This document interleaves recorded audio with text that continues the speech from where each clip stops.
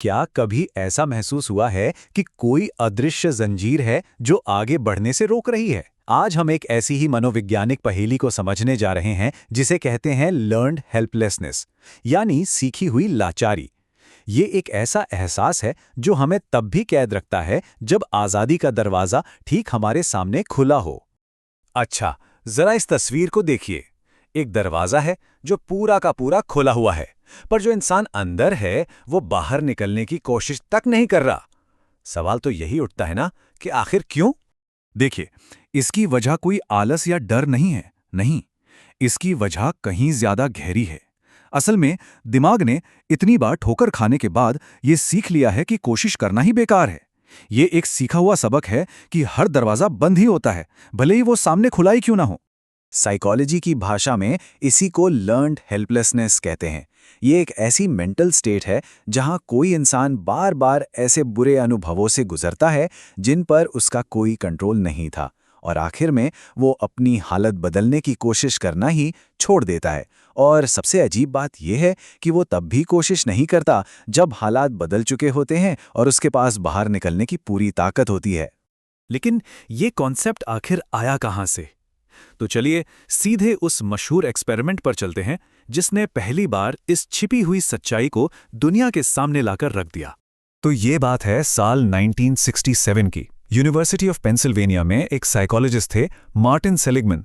उन्होंने कुत्तों पर एक एक्सपेरिमेंट किया। उन्होंने कुत्तों के 2 ग्रुप बनाए। दोनों ग्रुप्स को हल्के हल्के बिजली के झटके दिए गए। फर्क ये था कि पहले ग्रुप के पास एक लेवर था जिसे दबाकर वो झटके रोक सकते थे, मतलब उनके पास सिचुएशन का कंट्रोल था। लेकिन जो दूसरा ग्रुप था उनके पास ऐसा कोई लेवर नहीं था, मतलब उनका अपने दर्द पर कोई कंट्रोल नहीं था। इसके बाद दोनों ही ग्रुप्स को एक नए कमरे में ले जाया गया जहां एक छोटी सी दीवार थी जिसे आसानी से फांदकर वो झटकों से बच सकते थे। और जो नतीजा सामने आया ना, वो सच में हैरान करने वाला था। पहला ग्रुप जिसके पास कंट्रोल था उसने तो फौरन दीवार फांदी और सेफ जगह पर पहुंच गया, पर दूसरा ग्रुप जिसने ये सीख लिया था कि उसका दर्द पर कोई बस नहीं है, वो बस अपनी जगह पर पड़ा रहा, चुपचाप झटके सहता रहा, भागने की एक बार भी कोशिश नहीं की। इस एक्सपेरिमेंट का सबसे बड़ा सबक यही था।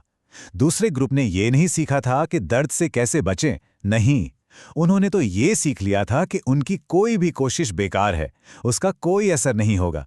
सोचिए, दरवाजा खुला था लेकिन उनके दिमाग में, उनके जहन में वो हमेशा के लिए सील हो चुका था।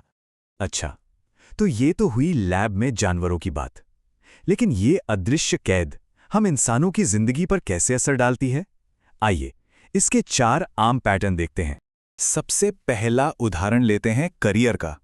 सोचिए, कोई इंसान है जिसे बार बार इंटरव्यू के बाद इंटरव्यू में रिजेक्शन मिल रहा है।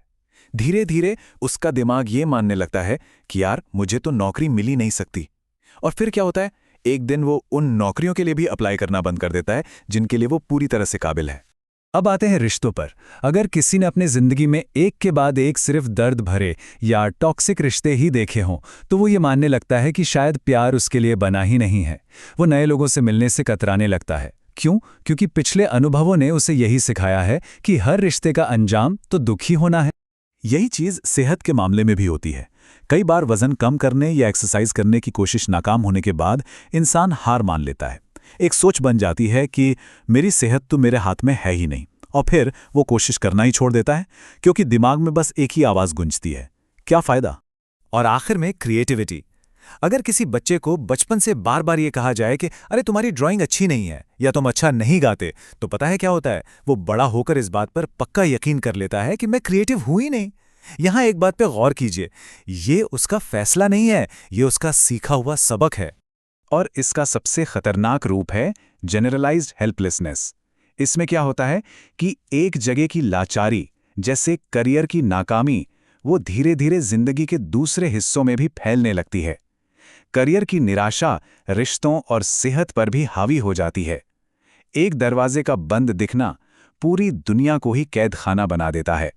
लेकिन अगर लाचारी सीखी जा सकती है तो एक बहुत उम्मीद भरा सवाल भी उठता है, क्या इसे भुलाया भी जा सकता है? और खुशी की बात यह है कि इसका जवाब है हाँ। तो चलिए अब इस सीखी हुई लाचारी को भुलाकर सीखी हुई आशा यानी लर्न्ड ऑप्टिमिज्म का रास्ता समझते हैं। इस पैटर्न को तोड़ने के 3 तरीके हैं। पहला, एक छोटी सी जीत खोजें। कोई भी छोटा सा काम जो पूरी तरह आपके कंट्रोल में हो उसे पूरा करें। इससे आपके दिमाग को नया सबूत मिलता है कि हाँ, आपकी कोशिशों से फर्क पड़ता है। दूसरा, अपनी सोच का तरीका बदलें। नाकामी को ये ना समझें कि मैं हमेशा फेल होता हूं, बल्कि ये सोचें कि इस बार इस वजह से काम नहीं हुआ।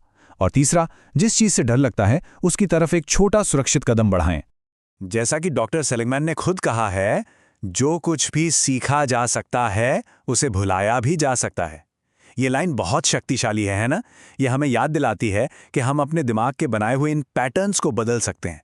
हम अपनी कहानी दोबारा लिख सकते हैं। मकसद कोई एक झटके में भाग निकलना नहीं है। मकसद सिर्फ उस दरवाजे की तरफ एक शांत, सोचा समझा पहला कदम बढ़ाना है जो शायद हमेशा से ही खुला था।